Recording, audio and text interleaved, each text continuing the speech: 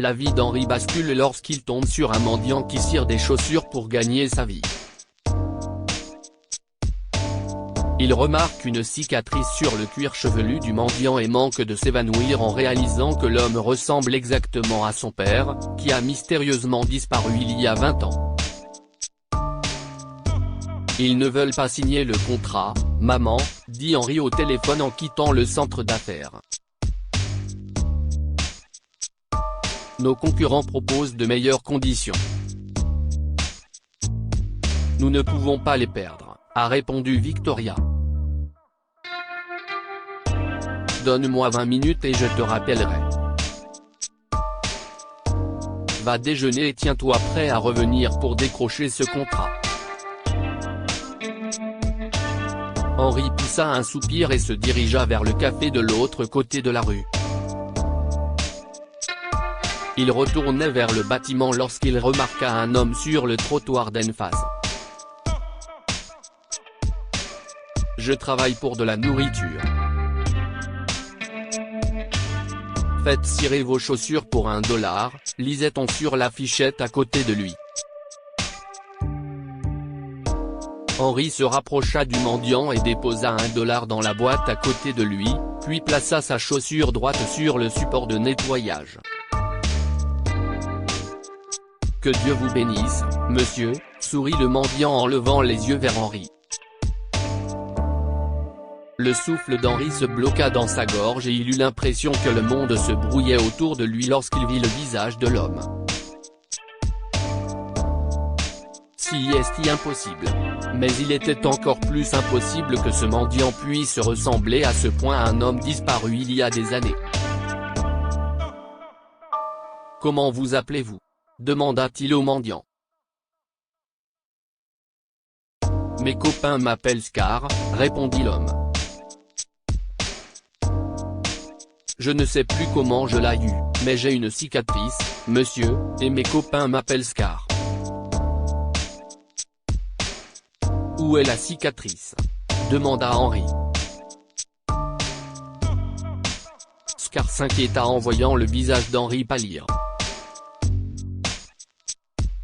Il appela les passants à l'aide, mais personne ne l'écouta. Finalement, il a plongé sa main dans la poche d'Henri, a pris son téléphone et a appelé le 911 au moment où Henri s'évanouissait. Quand Henri a ouvert les yeux, il s'est rendu compte qu'il était dans un hôpital et a remarqué Scar sur le tabouret à côté de lui. Scar. Henri s'appuya contre le dossier du lit en essayant de se redresser. Vous ne vous souvenez pas de qui vous êtes ? Ou de quoi que ce soit de votre passé ? Désolé, monsieur, mais je ne me souviens pas de grand-chose de ma vie. Je vis dans la rue et je cire des chaussures. Si est tout ce que je sais.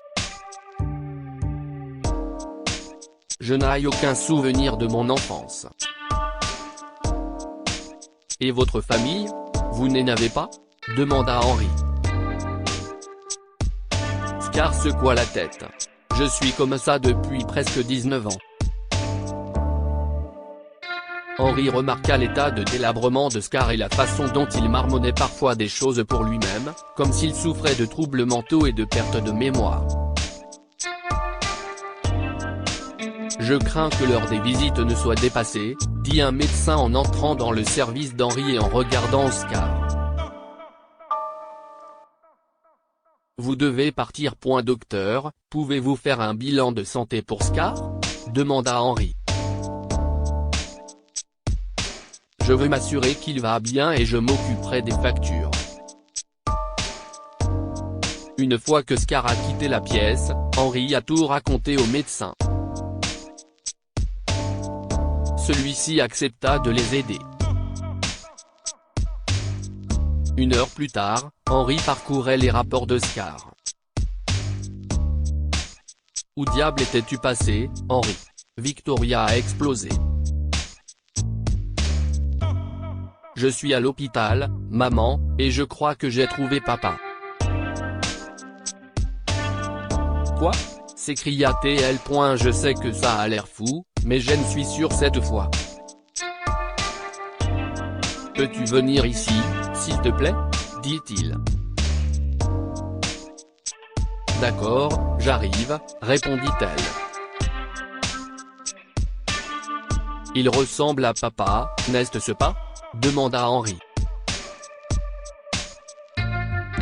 Je ne sais pas, dit Victoria en regardant Scar à travers la fenêtre de la chambre.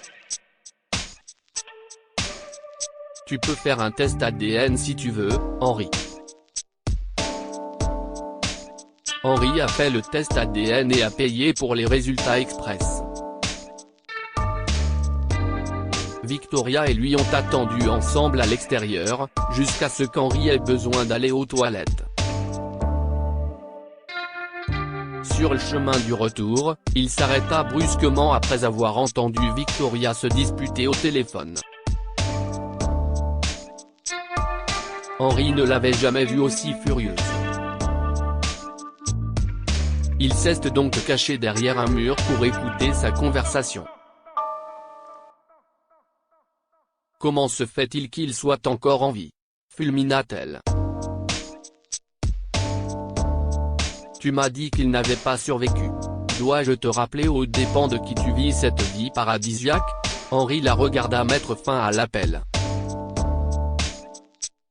Il allait lui demander à qui elle parlait quand l'infirmière les a interrompus en leur donnant les résultats des tests. Henri ne croyait pas ses yeux lorsqu'il a lu le rapport. Les mots 0% de correspondance le fixaient. Il était tellement abasourdi qu'il en oublia l'appel téléphonique furieux de sa mère.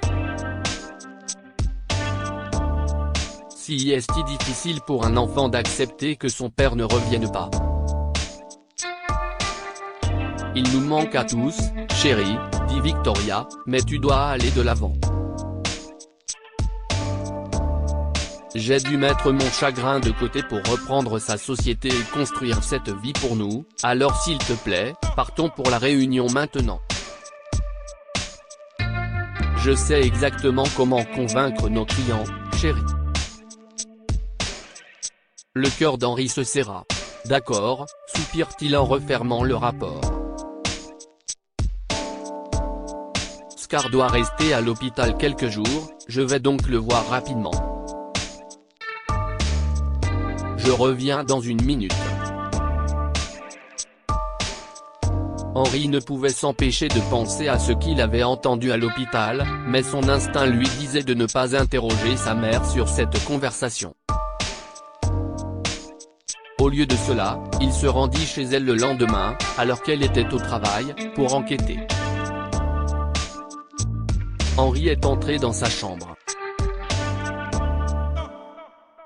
Il lui a fallu quelques instants pour deviner le mot de passe et ouvrir le coffre-fort situé dans le placard. Henri a consulté les documents, mais s'est vite rendu compte que l'acte de décès de son père ne s'y trouvait pas. Henri fouilla dans presque tous les tiroirs de la chambre, mais en vain.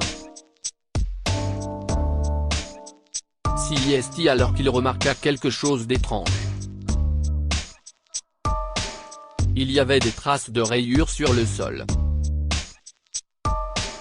Il poussa l'armoire et découvrit avec stupeur un coffre-fort caché derrière l'armoire.